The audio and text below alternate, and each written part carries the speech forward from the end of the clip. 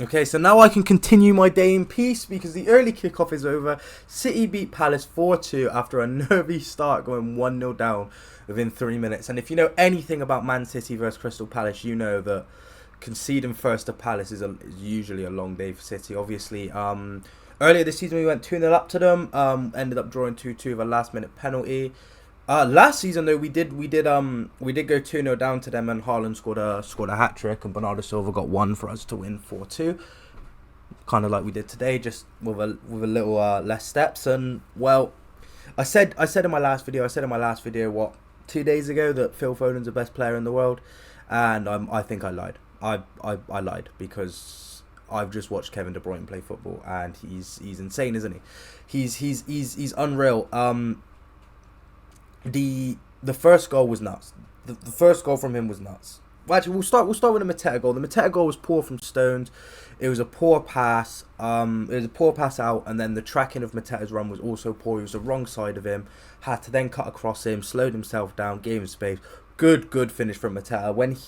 When he shaped up for the shot, I didn't think he was going to score, but it was a very, very good finish from Mateta. And then we just kind of struggled. We were struggling to keep the ball. Palace were getting to every second ball. They were closing us down very well. And then up stepped Kevin De Bruyne, who just thought, nah, you know what, mate, I'm taking this game into my own hands. Cut in, corner of the box, finesse shot, top corner, and it's a joke of a finish. That's a joke of a finish. That's better than the Foden one midweek, where I said that was probably the best goal I've seen from City this season. No, that one's a joke. That one's an absolute joke. That's potentially the best goal I've seen this season. Shout out to McAllister. Was it yesterday? Or no, the day before, where he scored that goal against the Blades. That was a quality finish from McAllister, but no. Quality goal from De Bruyne, got us back in the game, and we were probing in the first half, but they were still getting quite a few chances. Ayew probably should have scored. He had, I think, 2 chances where he should have scored. One where he blazed it onto the post, and I genuinely thought they were going to make it 2-1. But other than that, yeah, there was kind of a cagey end-to-end match in the first half, where I'd probably say Palace were the better team. And then we get into the second half. Gvardiol comes off, who I thought he played well, Gvardiol, defensively, but his link up with Grealish wasn't really there. So Akanji comes on, brings Grealish into the game. Grealish was one of the best players on the pitch. If De Bruyne wasn't on the pitch, then Grealish would have hands down been my man of the match. Cuts inside off the left, puts a cross in. Lewis with an exceptional touch, then finish into the bottom corner. 2 Premier League goals this season, both against Palace. This time, it actually contributes to a win, and it's not all for nothing. But yeah, it's a good goal from Lewis, and then again Grealish combines with De Bruyne down the left side. De Bruyne whips it across, just staying on side, whips it across to Haaland. Haaland scores, continues to be leading in the top goal scorer race, in the Golden Boot race. We're then 3-1 up. We look to be cruising. And De Bruyne picks the ball up on the edge again. I think it might have, I'm not too sure if it was a Trivela. I'm going to have to watch it again, but it was definitely an excellent finish from De Bruyne to get his second. 2 goals and an assist from the man. He probably could have had a hat-trick, like at the end of the game, just before he was subbed off, if he took a better touch, but it doesn't really matter. Again, probably the only other criticism I've got about the team is Rodri was quite sloppy today, but he's played a lot of football. He definitely does need a rest, and like I keep saying, we need a 6. We shouldn't have sold Lavia, like I've said multiple times. Obviously, you can say, why did we loan out Phillips? He was never good enough. Should have definitely brought in a 6 in January when we loaned him out, but we didn't. Rodri's going to have to play the rest of the season, and hopefully we can bring someone in the summer. And again, we concede a goal late on to make it 4-2. Edouard, it's sloppy defending. We switched off. We do it so many times this season when we're winning the game by a decent margin. We'll switch off at the end. We did it against Burnley. Who else did we do? We did it against Sheffield United, and we almost drew the game. Like we do it quite often. Our heads drop towards the end of the game. Concentration goes. We become complacent, and it's definitely something that we need to kick out of our game, especially with the running we've got for the rest of the season. But other than that, I don't think there's many other negatives. Obviously, there were penalty shouts for Gvardiol on, I think it was Eze. I don't think that's a penalty personally, and you might say that's biased, but I think the SA definitely has to be a lot stronger there. Gvardiol's you know, he's made contact with him, but I feel like Eze could definitely stand firm and withstand that contact. But obviously, he's went down looking for the penalty. I think the ref and VAR have both seen that, and then they've been like, yeah, no, we're not giving a penalty for that. Obviously, Rodri had that sloppy back pass to Ortega, where he's done that absolutely delightful cross turn to take it away from Mateta. That was great, and I do have to talk about Ortega because he's great. He's great. We usually do have good backup goalkeepers. I always remember Pantilimon was great when he stepped in. Caballero was always good when he stepped in. Obviously, Bravo not so much. Although he was always good in the Carabao Cup. Zach Steffen's a disgrace. Zach Steffen is the first goalkeeper I think I've ever seen to pick up a back pass. And he's also the first City goalkeeper I've seen to pick up a back pass and concede a slide tackle. So yeah, Zach Steffen's a disgrace. And especially coming off the back of Zach Steffen being our backup, a 3 transfer from a relegated Bundesliga side, Stefan Ortega, you do have to take a bow because you've been good in pretty much every game I've seen you play. Over the last 2 seasons, you're definitely, in my opinion, probably the best backup in the league.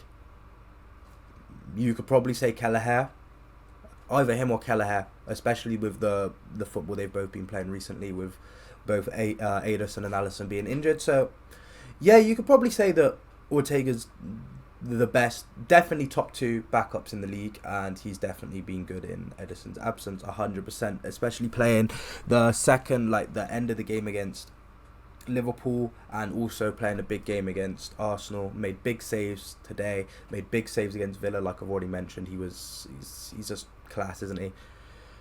But I'll talk about De Bruyne. We'll spend the rest of the video, I think, talk about De Bruyne because he's just a different level of player, isn't he? He just is. And yes, his performances as of recent against Arsenal and Liverpool weren't great, but I think that's, again, like I said in the Foden video, it's down to those teams being very well drilled defensively and him not being able to find the passes. But you know, there was a lot of talk, even me especially, saying, why is he bench Foden? You can't bench someone that's just scored a hat-trick. I don't care if he's being rested for the Champions League game against Real Madrid. Early kickoff at Selhurst Park, somewhere against a team we definitely struggle against. It's usually in the home tie we struggle against Palace, but nonetheless struggle against Palace.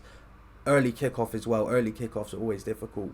Foden should have been starting, but can't really complain now because he's fully rested for the trip to the Bernabeu, and De Bruyne was outstanding. He was just outstanding. He was back to his best, and again I've got to shout out Rico Lewis. Rico Lewis was also amazing. He scores today, and he continued on from his performance against Villa. He's just really good in the midfield, and it now means we have to go out and get a new right back as either backup or to take over from Walker, because I don't want to see Rico Lewis play right back. And I'm not saying he's a bad right back, but I just think in midfield next to Rodri, he is outstanding. The way he drives with the ball, his ball control in tight areas, just everything about his game, him on the ball. Again, I think maybe his passing, breaking the lines could be a little better. I'm not saying it's bad by any means, but it could definitely be a little better, and that's probably about it when it comes to flaws in his game, which I've seen recently. I think he's played very well against Villa, played very well again today, got a goal today, got the goal to make it 2-1 obviously, and he was great, especially with Rodri not being at his best. He was brilliant. He was brilliant. So Rico definitely has to be picking up more minutes, and it's exactly what he did last season. Comes in at this period of the season and just sort of shows why he should be in contention. It's almost like Pep forgets about him at the start of the year, and then he gives him a game when people need rest, and then he remembers, all right, yeah, I forgot, I've got a bit of a player on my hands here, because Rico Lewis is exceptional. Kevin De Bruyne, exceptional. Grealish again today, exceptional. Obviously the first half wasn't great. He wasn't getting as much space as he probably should have been getting, but you know, he was exceptional in the second half. One of our better players. Oscar Bob was good. Obviously he didn't get a goal contribution today, which kind of disappointed, but he was running at the defenders. He was causing them problems. He wasn't scared to take people on, and that's one thing I do like about Bob. He's not scared to take people on, and he plays very, very well. And especially with all this talk, especially after his hat-trick midweek, everyone says that Cole Palmer, we've made a mistake talk comes up again. And I'm just like, no, it hasn't. Okay, yes, Doku might not be putting up the same numbers as him, and Bob might be not putting up the same numbers as him, but they're just as good as him. They're just playing in a different role. If Palmer's playing in this role for City, he's one, not getting penalties because we've got Erling, so he's not getting penalties, and he's playing in a completely different role. He's flourishing at Chelsea because he's the man. He's allowed to play this sort of free roaming role where he can go where he wants because they know that he's going to make something happen. He wouldn't be doing that at City. He wouldn't be getting the space. He wouldn't be getting the time. You know, he'd be very much playing in the system. So, you know, he definitely wouldn't be doing what he's doing this season. So for him, it's a good thing that he moved on, because even if he was getting first team football here, he wouldn't be scoring as many goals. And I'm happy for him, but I just really hate this whole, oh, Pep's made a mistake, especially when it comes from City players, especially when City players, City fans even, when other fans use it as an excuse to put Bob or Doku down, who have both been excellent this season and have both scored crucial goals. So I don't like the sort of talk. You can say it and be like, okay, yeah, maybe he'd be good for the squad, but to use it as a way to put other players in our team down, I don't think's right at all. Is there anything else I really want to say? Oh yeah, Alvarez was terrible again, and he needs to stop playing midfield. I actually am sick and tired of watching.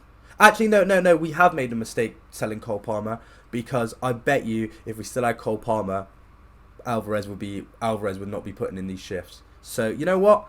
I'll concede that yes, Pep did make a mistake selling Cole Palmer, because Julian Alvarez and these playing in midfield shifts need to stop. They actually need to stop. And if Roy Keane thinks that Haaland is a League 2 player on the ball, then what does that make Alvarez? Because people think just because he's shorter and smaller and a bit more agile that he's a lot better on the ball than Haaland, and it's not true. His first touches are horrendous. He gives away the ball so many times off of just taking a heavy touch.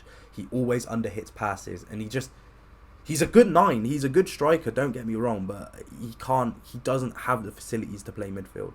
At the start of the season, he was playing very, very well in that position, but he's been figured out. All you have to do is press him, and he'll make a mistake by either taking a heavy touch or under-hitting a pass or over-hitting a pass. So, you know, he needs to stop playing midfield. 100%, he needs to stop playing midfield. And I'd honestly bring McAtee into the fold next season when he comes back off loan. I'd definitely bring him into the fold, I think, especially as cover for De Bruyne, for Foden. You know, if you want to play the two in the midfield, especially with Bernardo's future being uncertain, with him having a release clause, we definitely need to look at another midfielder. Obviously another midfielder, probably a left back, a 6, maybe a right back.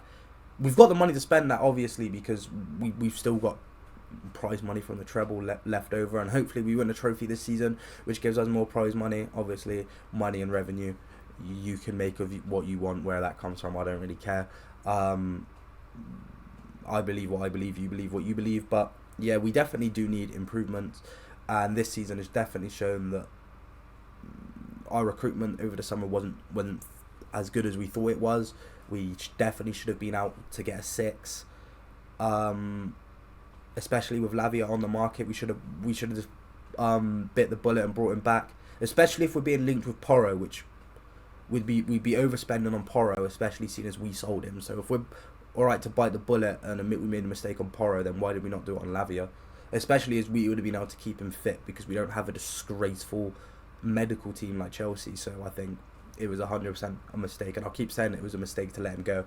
But yeah, we should have definitely got a 6.